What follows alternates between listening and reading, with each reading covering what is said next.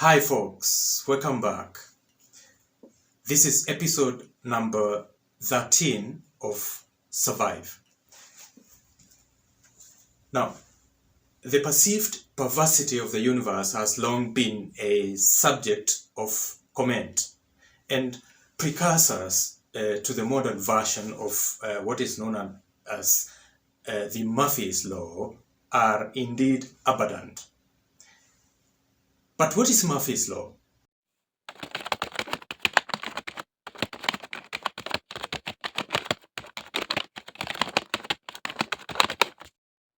Murphy's Law is an adage that is typically stated as anything that can go wrong will go wrong.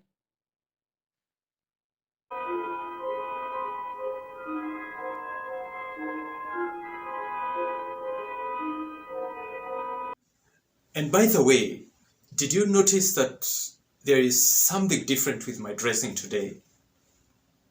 Talk of anything going wrong, my blazer is inside out, as you can see. So I will undertake to rectify that.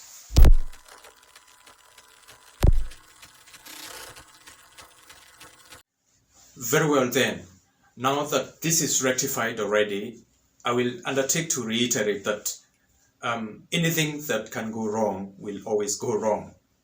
Now, in some formulations, Murphy's Law is extended to anything that can go wrong will always go wrong, and at the worst possible time. Now, folks, let's move to John Taylor's version of bad luck.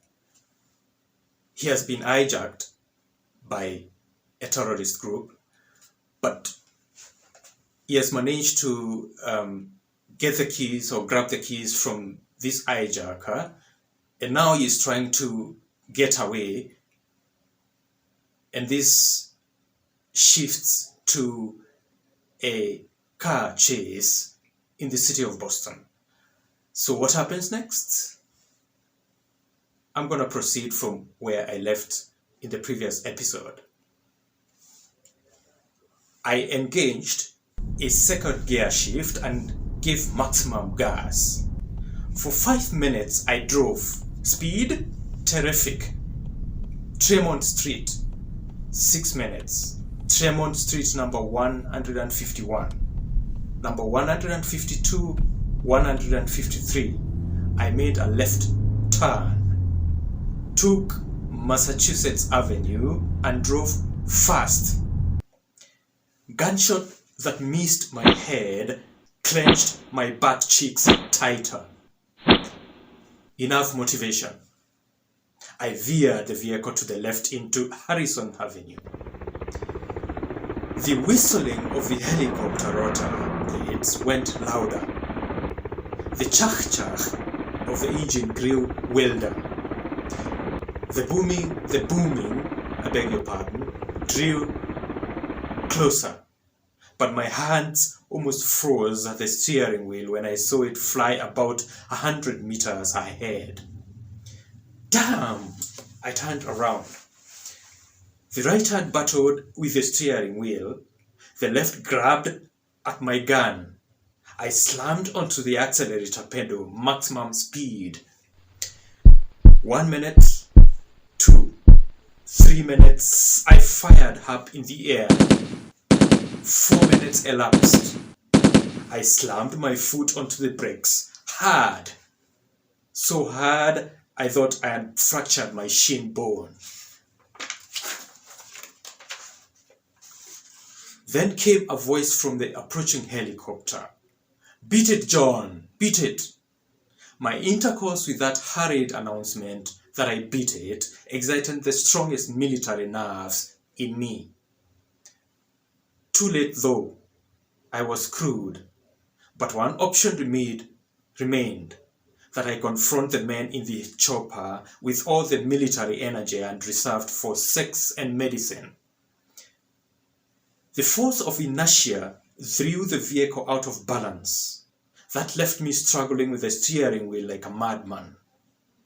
The rear wheels carved out a C-shaped pattern in a leftward skid. The perfect turn in the direction from which I am driven shook the very marrow of my bones. Let's see who is going to take more shit, I murmured. I was a tough sell. They knew it. The man on the left furrowed his brow. Fire! He shouted. I slammed onto the accelerator pedal once again and sped back along Harrison Avenue. Again the man shouted, Fire! The helicopter lowered further in pursuit, engaging the butt onto the roof above me in a loud bang. Boom! Boom! The vibrations, the booming, and the banging excited the strongest reserves of my military stamina within me. I adopted a quick rhythm of thrusting against the accelerator pedal. Logic, but implied that if the men were out to kill me, I would have been dead by then.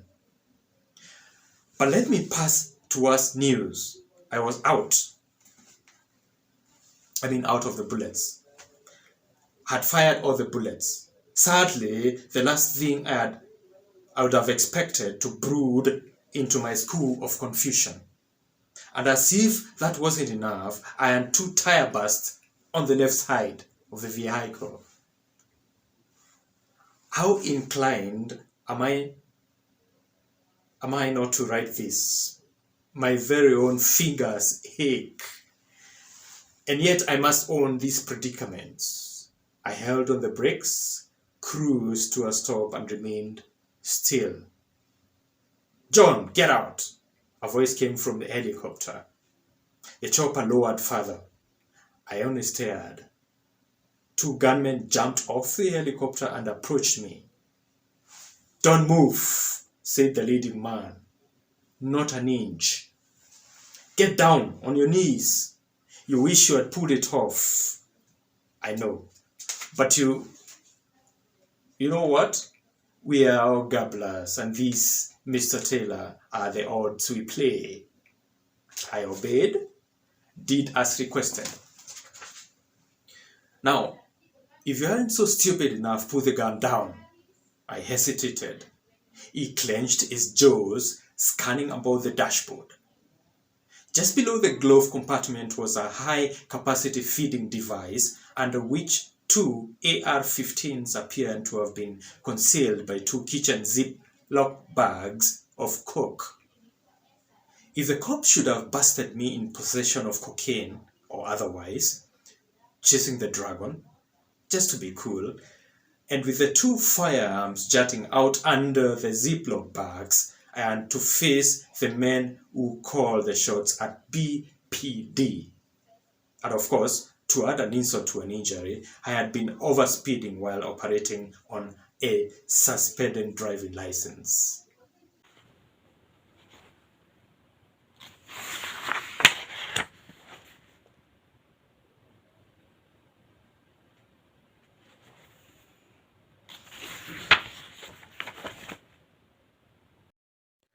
Now, with the helicopter chase in Boston, I come to the conclusion of today's episode. Up until the next one, goodbye.